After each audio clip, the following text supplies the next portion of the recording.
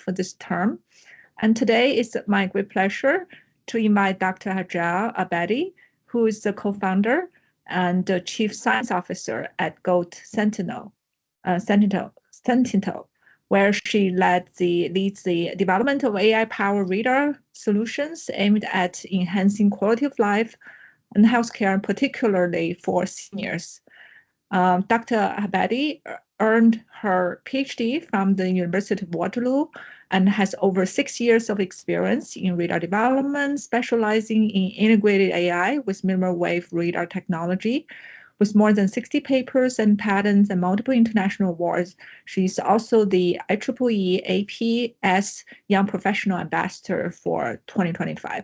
In fact, I actually invited Dr. Abedi for a technical talk in my group more than a month ago. I was so impressed by her work, so I invited her back to give a talk to this audience, not just to share her the technical work, excellent work that she's been doing on the technical side, but also share about her entrepreneur journey, since I know it's probably something of interest to many of our sMAP trainees. Okay, so Hajar, the floor is yours. Yeah, thank you, Dr. Rong, and thank you so much for inviting me. And hello, everyone. So let me share my screen maybe first, and then we can talk more. So can everyone see my screen? Yes. But it's not in presentation mode yet. Yeah, how about now? Yeah, it's good now. Okay, yeah, thank you again. So I should mention that I'm not still yet successful entrepreneur. I just started, and we have our company, and I'm doing whatever I can do to make it successful, but we just started. So whatever I'm explaining today is basically my experience, not what maybe I would achieve maybe next 5 years.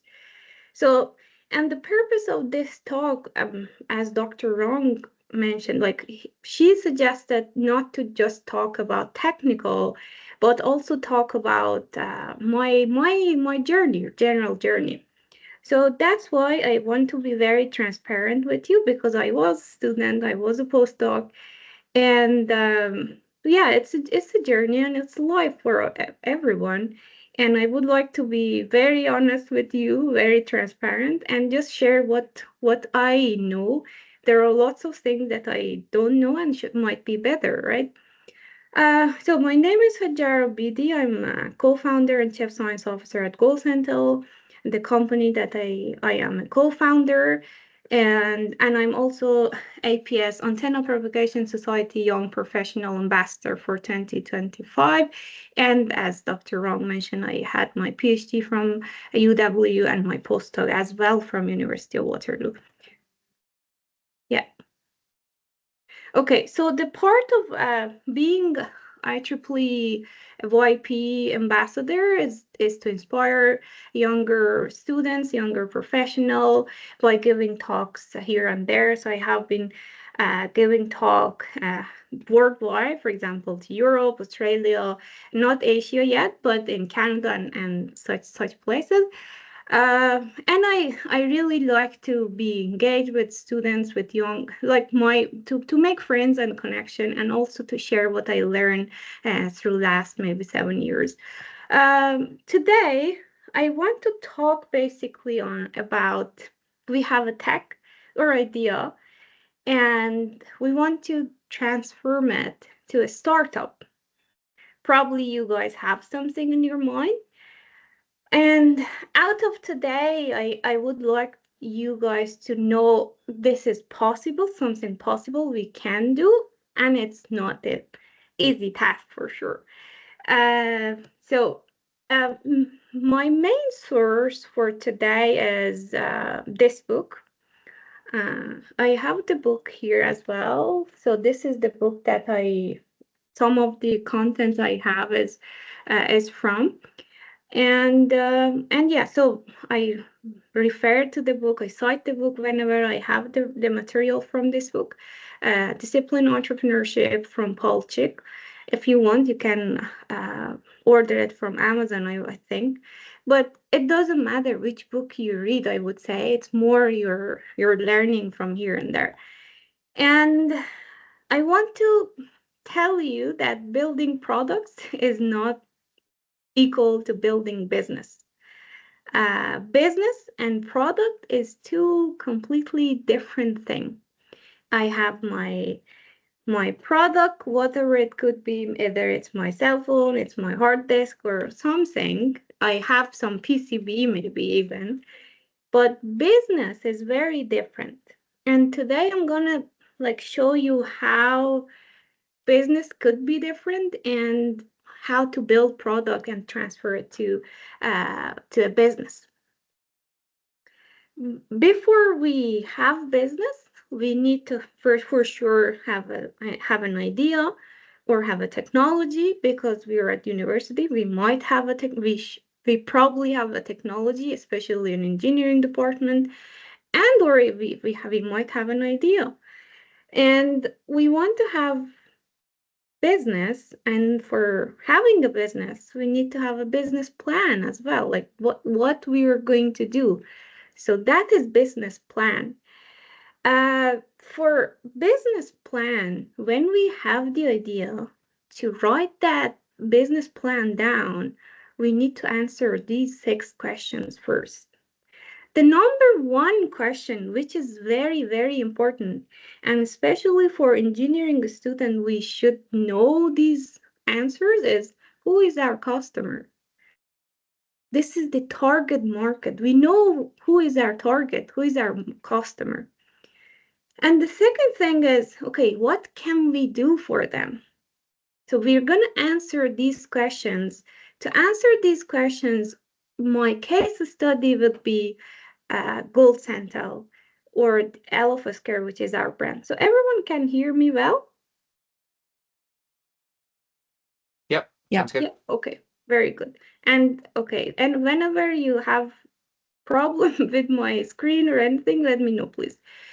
So who is your customer? The first question that you should ask yourself and find the answer for that. Without that, it's not like having a business is not just imagination or a fancy thing. You have to have a clear answer for everything.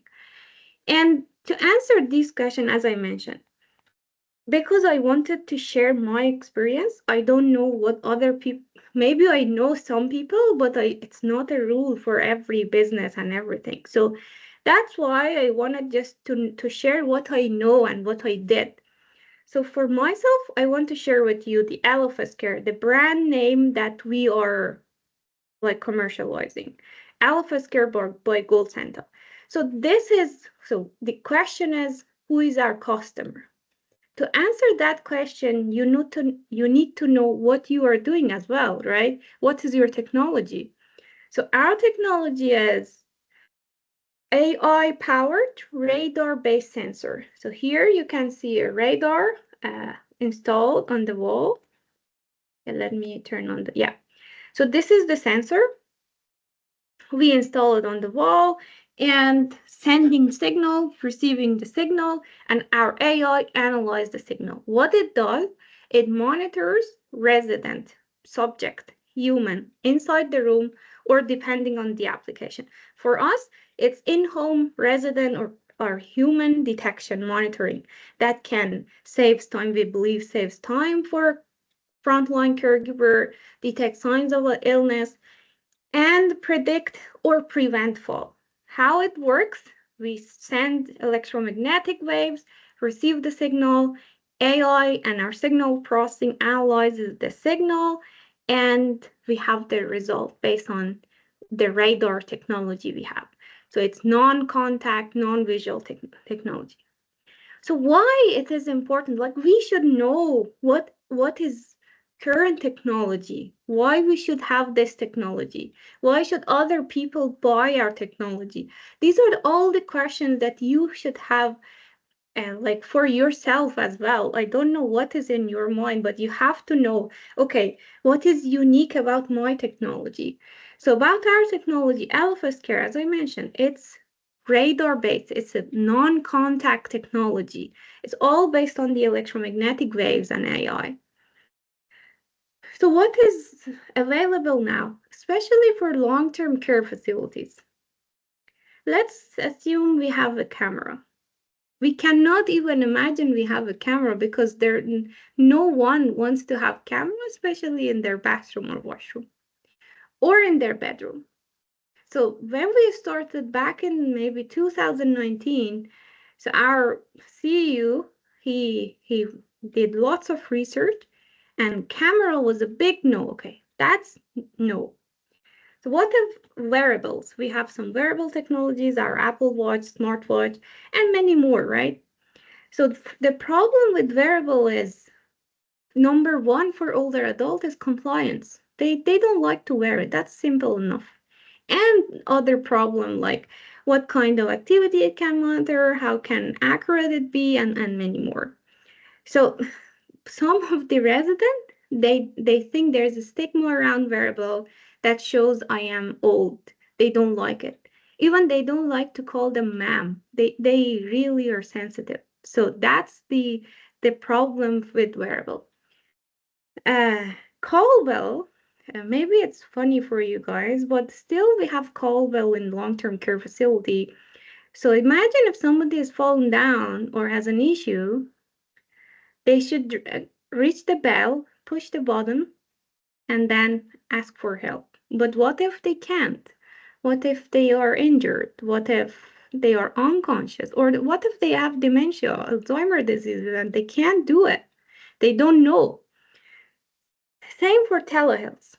So this is the problem with the existing technology, that we have a clear answer. We need a technology that is zero effort, no interaction needed from the resident, from the caregiver, and it does its job automatically. That is why we are designing radar. So again, who is your customer? And then you need to define your technology. Go back to the customer. When we know the feature of the technology, then we know who is our customer. Our number one customer, long-term care facility. They need this technology because they have older adults. All of their residents are older adults. Long-term care, or someone who can't walk, or someone who need help, right? The second one, the retirement home. Some people are independent, they can walk, but they need some help. So this is another target market we have. Hospitals, we have patients there, they might need to do vital sign, they might need to do activity recognition, monitoring, and also individual homes. So these are our target market. When you know your target market, who is your target or customer, then you need to select one and start with. We selected long-term care first. So we want to be like specialized. We want to finish one place and to go to another place. It doesn't mean that technology can be only for long-term care, but it's more like how we want to deploy, like the way we want to sell, and many, many more. So for now, our first priority, it doesn't mean we're not selling to individual, but it's not our priority now because of lots of like challenges we might have. So the customer, we know for ElephasCare, the customer is long-term care, hospital, retirement home, and individual home. So the question number 2, what can you do for your customer? The impact is important, right? If I don't know what I can do for them, so how you can convince them to buy your technology? Even how can you be happy with what you're doing? You should know what kind of impact you're having on other people, right? So the positive impact. So to know the impact, or to know what you can do, or what your technology can do for long-term care, is first you need to answer what kind of problem you're solving. So the problem you're solving, in terms of ElephasCare, we want to solve staffing shortages problem. Care homes, hospital, long-term care, probably you have been waiting in an emergency room for a long time. Or if you were in long-term care, you can see how busy staff are. That's why we want to have a technology that reduces burden on staff and can help them save time. So staffing shortage. So we had some cases, for example, somebody has fallen down, was on the floor for a couple of hours. So you can see how much they can suffer. So this is, we want to have 24/7 monitoring technology that our staff doesn't need to go in every hour, every minute to check the resident. So that the technology is solving. So the problem is very clear. And especially for a resident with dementia, that is even like more complicated. Like in long-term care, 90% of the residents are people with dementia. And residents with dementia, they fall 4 to 5 times more. Especially if they can't talk, they can't communicate, that is much, much more harder. We will see like some of the residents with dementia, they even don't know they can't walk. That is, yeah, that is sad, but it is what it is. So we want to do something for them. And what ElephasCare does, again, we want to answer the question, what can we do for our customer? So what is ElephasCare doing? So we have sensors installed on 2 perpendicular walls, one here and one here, as you can see here. Any movements can be detected from breathing, heart rate, to fall, washroom utilization, walking, sleeping, depends on type of activity our facility asks us to provide for them. So we believe we save time for residents, for frontline caregivers, and lower hospital readmission, and prevent fall and reduce fall as well. We believe we can save time because our technology is integrated with their existing clinical workflow. And you will see we only show residents whose activity has changed, or only we see an incident, for example, a fall or an out of room alert. Because we can save time, we can reduce fall, we can detect sign of illness, we can save money for facility operator too, and there is no camera and image or variable as well. So this is what we do for our customer. So based on the pilot study we had, we were told that we can reduce fall by 50%, we can save time, 4.5 full-time personal support worker, and return of interest could be less than 60 months for the facility operator. So this is the impact of our operation. We know now what is our impact and what we can do for our customer. These are our answers that you need to have a very clear answer to write your business plan. So how you're gonna sell your product? That is another question you need to answer, right? So if I have, let's say what I have, it's my hard drive. They are selling, they have resellers, they have lots of stores you can go and buy. But for our case, we have sometimes, and so far we had direct sales. We talk with long-term care facility operator, and it's more like you want to show your impact, so they see the need for them, or through partnership for our case. But it depends on your technology. For example, if you design like a watch or whatever, sometimes if it's for individual, if you design a ring, for example, you can sell it through Amazon too. So it depends on your technology, how you're going to sell your technology. For us, it could be through partnership too. For example, we have companies doing like providing internet for um, facility, so we can partner with them. So it depends on the technology as well. So how do you make money from your product? That is another thing that you need to answer first or as you move on. For us, we have our sensors, the hardware, that is like capital cost. If you're talking with the facility operator, they know how much we cost, like such as installment cost. And we have subscription model too. So system, software as a service. So as like, for example, for us, it's $1 per day per resident. So we have this model. We know how we're going to make money.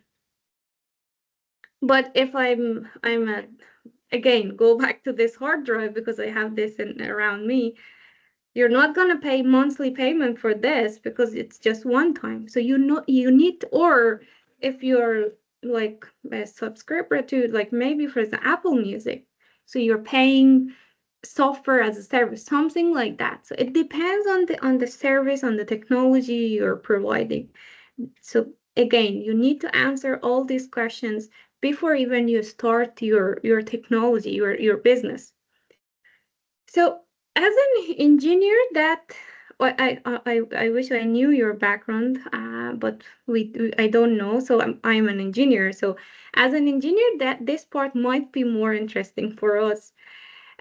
So how we build our technology, that also I wanted to mention that to build your technology, to have something, you need to have experience as well.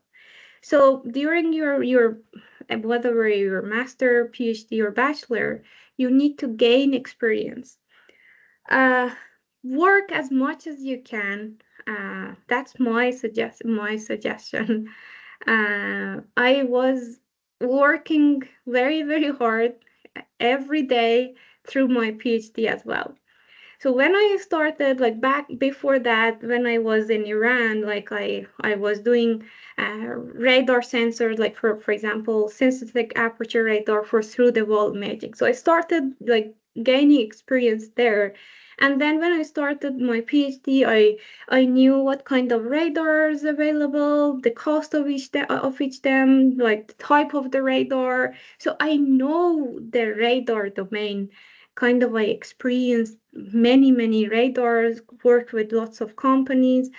So I gained this kind of background that why I'm doing this business. And also I was a part of a national-wide study done at McGill University back in 2021 that like support that was from CIHR and CSA, Canadian Space Agency. So 8 teams from like Canada-wide, they were involved. The purpose of this study was understanding the impact of inactivity for older adults and astronauts. We had 22, I think, participants. They were healthy but older adult and joined our study. They were at the hospital for, I think, 26 days, 2 weeks completely on the bed. So even their washroom would be done on the bed. So we wanted to see how much inactivity impacts their overall health. My part, like most of the team were from medical like background, but my job was as an engineer, we wanted to use radar for detecting their vital sign, like before bed rest, after bed rest, like before those 2 weeks in bed and after that, and during these 2 weeks. So that is where we started using radar in a longer setup. So like before that, we used radar only maybe in the lab and this kind of stuff. But in this study, we had to install radar in different rooms because we had the participants in different rooms of the hospital. We gained experience how to install radar, where to install the radar. For example, one of the challenge we had was the radar we installed. It was blinking. It had an LED and was blinking. And overnight, it was bothering our participant. So, and during the study, we found out this. So we had a Velcro stick on it, and then okay, cover the LED. It doesn't bother them anymore. So this kind of experience we gain, or how we're gonna store the data, how we're gonna transfer the data, all of these will be gained when you are actually involved in work. And at the same time, I was an intern at Tandem Launch. So Tandem Launch is a Montreal-based venture capital fund that kind of work with university. For example, they see a paper, or they see some professors, and they contact them, or you can contact them uh, to start a business, like a startup together. They help you to search find for an idea. They analyze your idea, and then they help you to, for example, recruit your CEO and this kind of stuff. So I was not part of their like a startup team, but building a startup, but I was an intern. So I was involved in their meeting, understanding how they do and this kind of stuff. So it kind of like gain knowledge from a business perspective, and also I gain knowledge from McGill University how we launch radar for larger room. So this kind of combined experience, as I told you, like you should be involved here and there in many places to gain knowledge. And the other thing was during my PhD, I was also doing a side project was in cabin sensing. During this project, I worked with lots of Japanese companies, radar companies like YR, Texas Instrument, and many Infineon. So based on this, the initial purpose was like we wanted to detect if a child or pet left behind the car, so to prevent hot car deaths uh, or the same for cold weather. And then we moved on to know like using this radar again, no camera, no variables, no pressure sensor, to count number of passengers, which seats are occupied, and also identify the type of occupancy if it's the occupied passenger is older or is an infant or child. This kind of information would be helpful, for example, for airbag deployment or for warning, like seatbelt warning, and also for detecting distracted drivers. So as you can see, I was involved in different kind of projects, and this project was kind of like in 2019. It was very new, and like CNN featured this technology. So it was my side project, but I spent lots of time on this because it was interesting and I see the impact, and I wanted to gain knowledge as well. So back to Gold Sentinel, where we started when we came back from Montreal from the tandem launch and McGill study.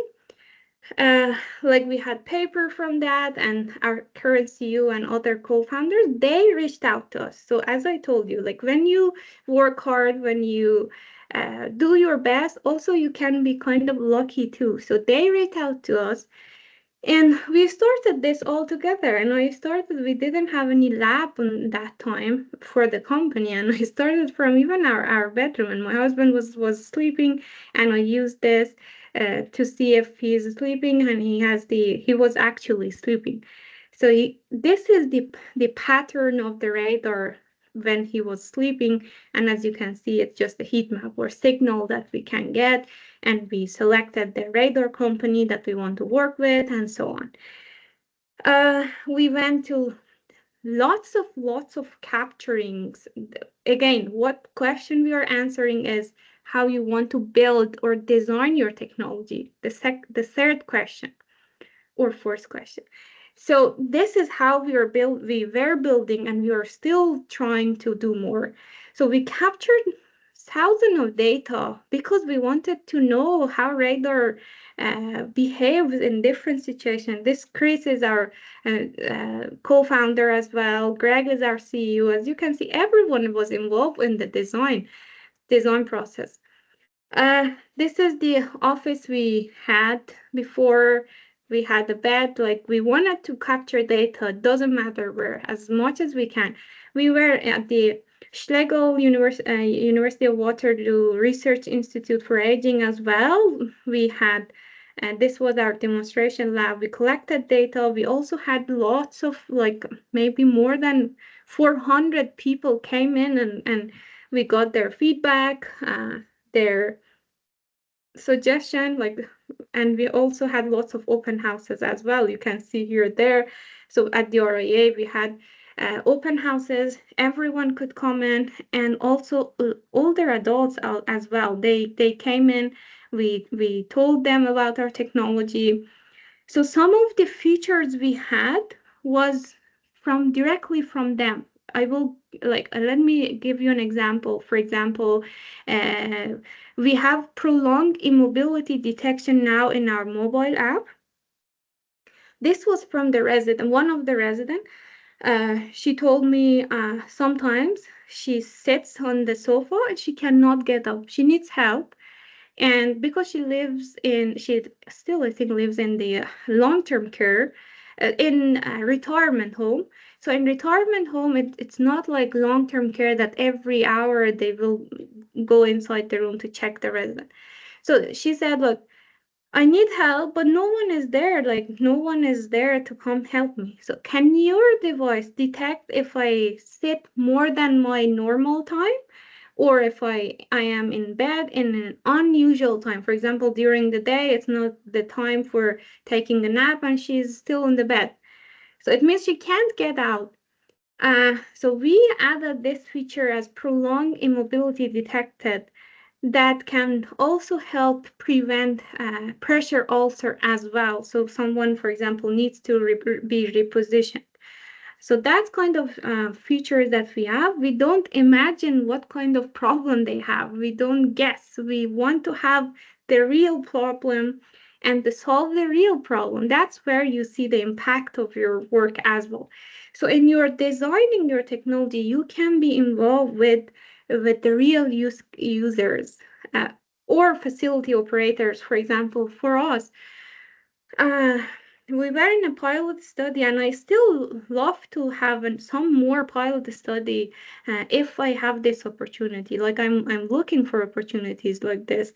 So we in this pilot study at Trinity Village in Kitchener, we installed radars in their 10 rooms.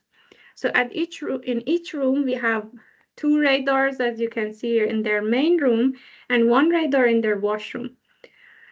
So that was when we actually started deploying radars for long-term care. So the shape of the package of the radar, as you can see for here, is kind of camera, and they didn't like this camera. This camera wise shaped. So that's why we had this comment, and all the mobile app dashboard we developed is based on this pilot study. And this is, for example, a resident in the bed. You can't see her face, but this is the result of the radar.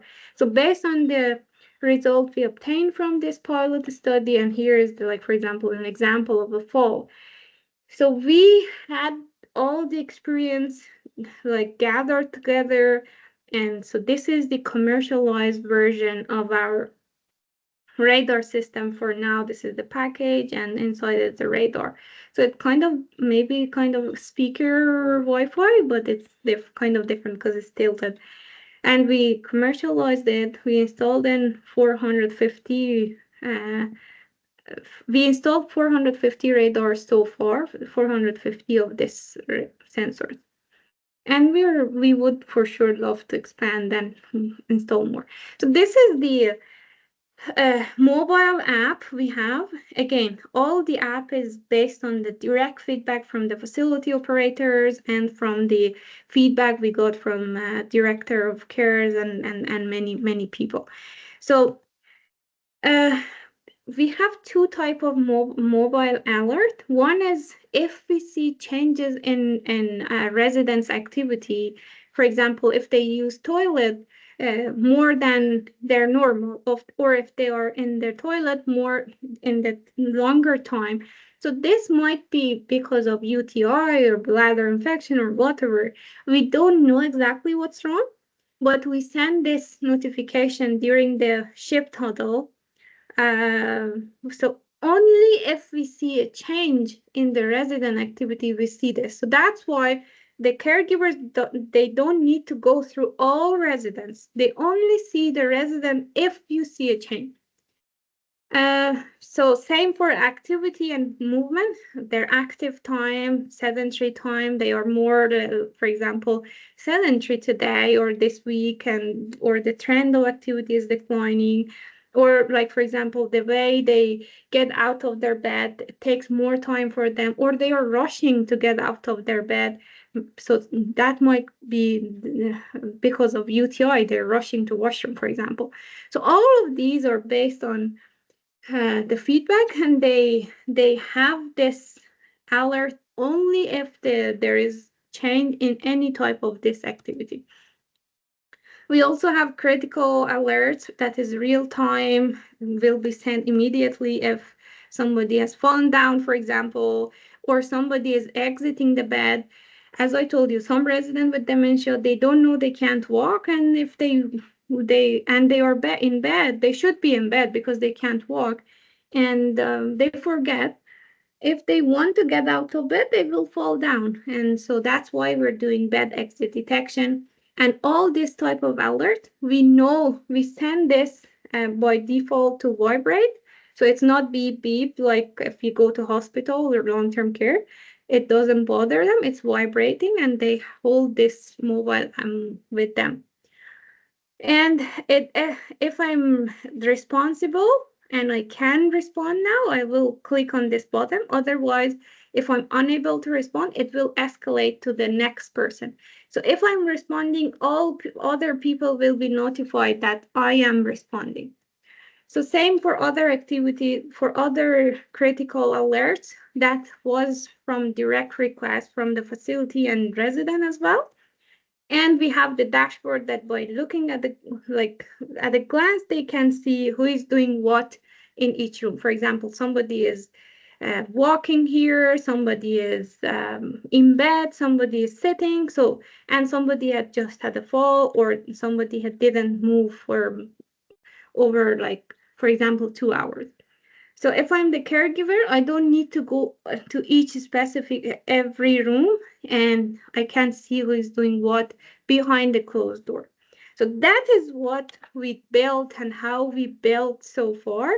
And we have a trend of activity. We are building AI analysis, AI-based analysis to analyze trend of activity, to see based on this trend, because we have historical data of resident, and we also have the test, the facility test. So we want to see if we can see correlation between radar data and facility residence profile, for example. So this is how we build over time. And again, let's go back to our first problem. First discussion, actually. We wanted to have, we have a tech or idea, and we want to have business plan. So to have a business plan, we discussed we need to answer some questions. Then the business plan should be a business. To have a business, what should you do? First, you need to build out your product, right? So to build out your product, you need to know what kind of product you are building. All the questions that we had, you have the answer. Plus, you need to know the risk. Some products are risky in terms of technology, but sometimes some of them are market they have more market risk. For example, our technology, because it's kind of new, so it's I would say more technological, maybe technical risk. But for example, if you're doing something that you sorry, that you need to compete with Google, Apple, for example, or you need to compete with LinkedIn, or you need to compete where you have less customers, then you need to know your technology. So that is what you need first before everything, and plan accordingly. And then, okay, if I have the idea, I need to find a co-founder, especially technical first, maybe technical co-founder. And that is what I really believe all of us should know. So in a business, team is the most important part, I would say. Who are you working with? Who is your CEO? Who is your technical co-founder? Who are you bringing in is the most, as you can see here, idea is the smallest portion of this cake, but team, execution, and market, all these should be very well investigated and analyzed, and you should look for good people to work with. And generally, I think in our life too, so spending time with better people would make you better too. So that's why we think, as you can see here, business has its own laws, its own rules, and you have to follow, especially if you're in engineering department. And if you want to be the CEO of your company and the co-founder, you should know your number one responsibility is making sure your company has money. So that is like important. Money is like the oxygen for the company. Without money, you cannot build it. So you need to know how much money you can have, the cost and everything. And so there are some kind of source of money available for a startup. I don't want to like dig into like all these, but I want to because I promise you just to share my personal experience as a student. uh my text was the initial, I would say, fuel for us. So my tech has a platform that uh, works with university, so 50 from the company and 50 from my tax funding, and you can work with university. So our co-founders, they came in, they put some money in, and they matched with my tax, and they like, I was from the university, right? So that's where my funding came from when I was student. Or I had a friend, he was a bachelor student at University of Waterloo, and he had his own money and he launched his company. He put some money in, matched with my tax, came into our lab, and kind of self-funded somehow. So he worked on his project and with our lab. So these are kind of opportunity that is available in Canada. You can, and many more for sure, just need to search. And the other experience, I agree with Paul, is you need to wear different hats. Sometimes I am a technical person in the company, AI radar guy. Sometimes I talk with salespeople. Sometimes I talk with customers, investors. For example, I presented for Ontario Minister of Long-Term Care. So these are all the jobs I have to do. And sometimes I even cannot share what what type of work I can do in this company. So this is like you have to wear different hats depending on the situation. And yeah, so this is tough and rewarding, I would say. And my final suggestion is learn and learn and learn. That is what I learned to learn. Uh, Books, podcasts, YouTube, people, network, LinkedIn, or webinars.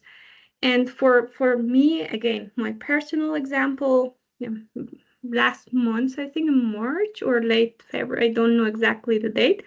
But for example, I was part of the MIC this MedTech leadership program. I joined that.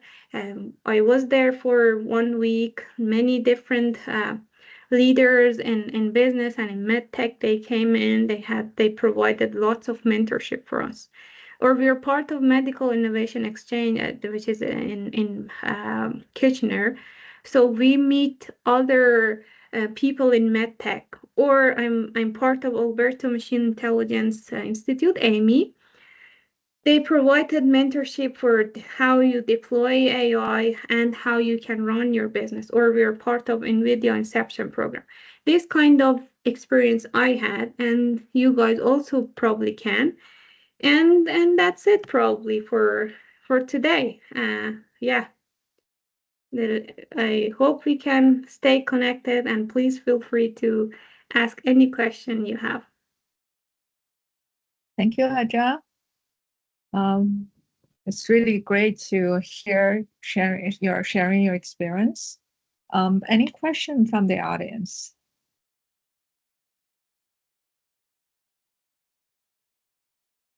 Okay, maybe you can kick off with a question that I think it's quite interesting. You made the decision to target long-term care and hospital instead of individual customers. But my understanding is in long-term care or hospital, the regulation requirement would be more stringent compared to deploy in people's home. And there are different classes, like for med devices in Canada. Like, what was your thought process, like where you position your product among the different classes for medical devices? Yeah, very good question. Again, I should mention that it doesn't mean we won't go to individual home. This is our first target, right? So the first target is how you can deploy it and how you can make money out of it and how fast you can do it, right? So let me give you an example for individual homes that to show you how difficult it could be. Let's imagine somebody has fallen down and radar device has detected a fall. But who is responsible for that fall? We don't have that regulation now. If my grandma is alone and I live in Vancouver, for example, and she doesn't have anyone, so what should we do? Should we call 911? And that is, but in long-term care, in hospital, you for sure have some people. They can come in immediately. Or like all these questions are hard to answer. These are not regulated yet. So we would like aging in place is one of the top topic in maybe aging and senior domain, I would say. But we also at the same time should know, okay, do we have this regulation? Do we have this opportunity? And the other part is, so when we want to sell to facility operator, you will sell, like, I'm a technical person, but from business perspective. So you can talk with only one, like, for example, CEO of facility, but to sell 400 radars individually, how hard it's going to be rather than selling to long-term care, right?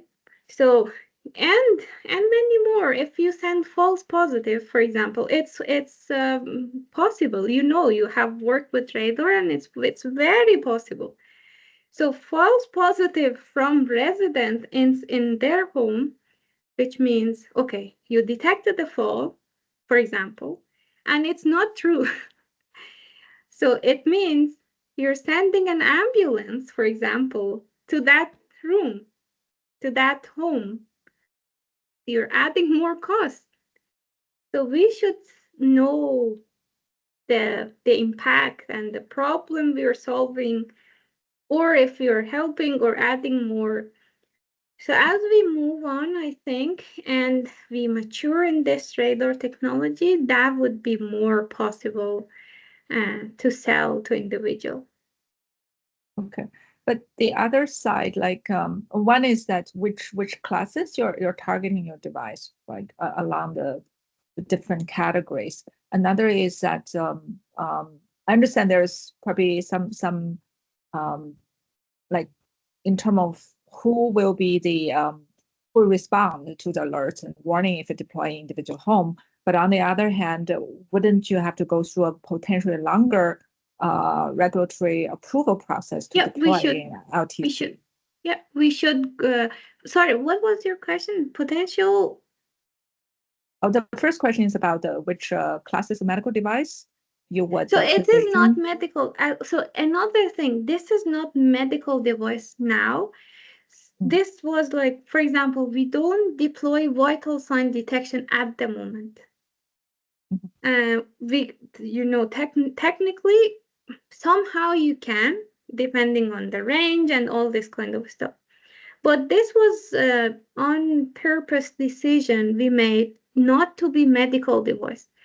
We would like to be medical device, but like we also at the same time want to like make some money out of it too, right? So if you want to be medical device, like you don't need to for now do vital sign, because you are solving some other issues too. We would love to have vital sign detection, for example, or we would love to have AI uh, detection of the detection of the disease. These kind of things are very interesting, and we're doing our research on that. But when you want to have that, you need to have, for example, FDA approval. But for us, what we did, we only show if we see a change. We don't say there might be because of the UTI or microstroke. We just show the change. That is why we don't need, and this is kind of another decision you should make as a, what I would say, business owner. And as you move on, then add more features. Like for example, even for vital sign, you need to have like FDA approval is really time consuming. But for now, we have our first customer and we're expanding. So that's what I told you, like technical risk and market risk. You should know this. And these are very good questions, by the way. Yeah. I see. Okay. So not classified as a medical device No. will help you to reduce the time to market. Yeah. Okay, great. Any other question from the audience? I had a quick one. Thanks for the great talk and all the great advice across there. I think it's amazing for all of the students and even the faculty and everyone here as well. Something we try to do more of and need more of that. So thank you for that. My question was surrounding some of the things that you're kind of getting at, of that idea of measuring a change, right? And you said you're measuring a change of baseline activity. How do you, sort of two parts of that, how do you define that baseline? Like, what's the time frame that you need to do that? And then in seeing that deviation from baseline, is it something that is just a basic threshold type thing, or do you have to have more complex methods in there? Very, very good question. So for now, because all of these features we have now are directly requested from the facility operator, okay? And they kind of know what kind of threshold they mean for these activities. For example, they put three, and like if their washroom changes 3 times, they flag it, the frequency of washroom. So these are like based on predefined threshold, and they define it based on each resident. So we have in our dashboard, we have this adaptivity that they can set it for each resident. Or for active sedentary time, they change it. They decided, as we discussed, like we are not medical team and we don't know. They will set this, but what we are doing and the side is we want to have AI doing all of this kind of stuff.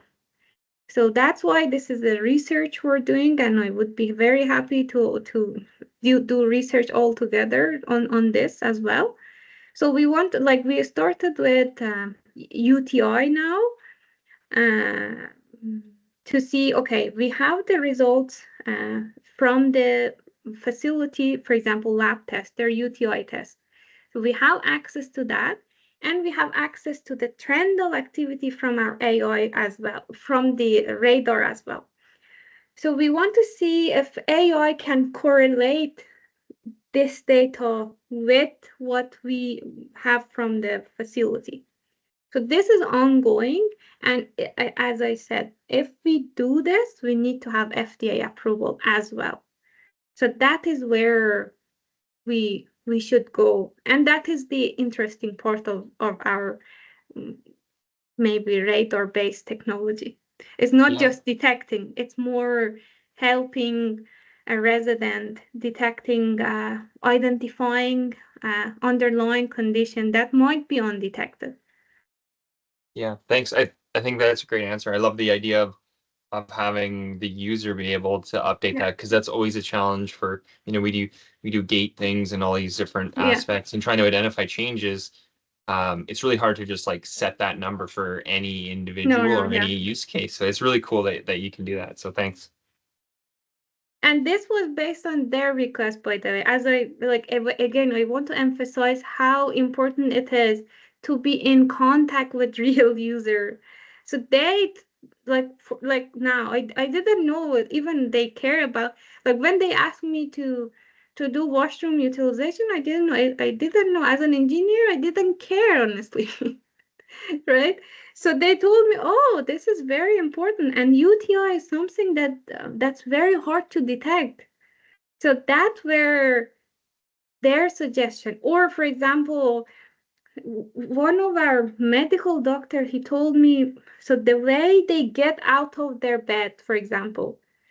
So I didn't, like, you in your normal life, you don't even pay attention to this kind of detail.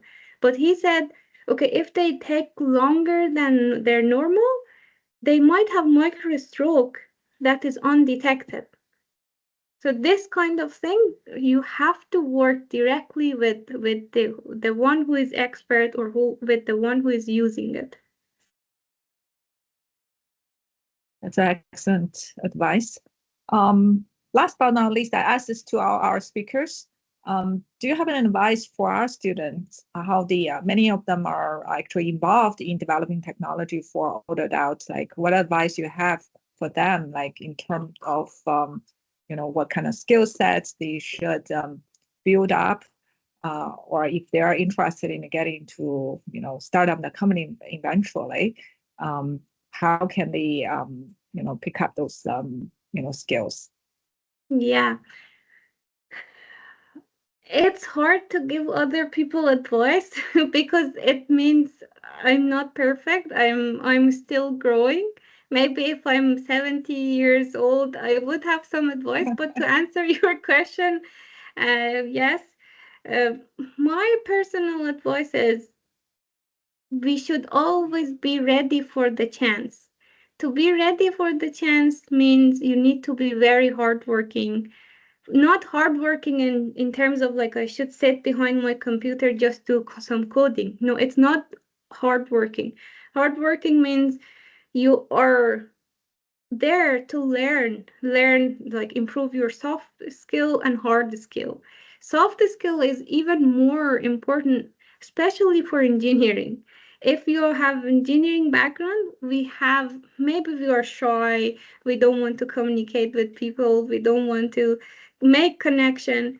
All these should, like, you need to have a good co-founder as well, for example. So good co-founder will be a friend if you're socializing with other people, or if you're learning as, again, for every part of our life, I think learning is top. Again, learning is not technical. Technical is part of the startup. It's all part of learning how to sell, how to run your business, how to treat your employees, how to work with your employees, and all this kind of stuff. Yeah. Okay, great. Let's thank Hajar again. And thanks everyone for attending. Thank you. Okay. Have a nice day. Have a nice weekend. Thank you so much. Oh. Great. Thank you. Heidi, do you have a question? Thank you. Oh, okay. All right. Okay. Bye. Thank you. Have a great day. Bye-bye.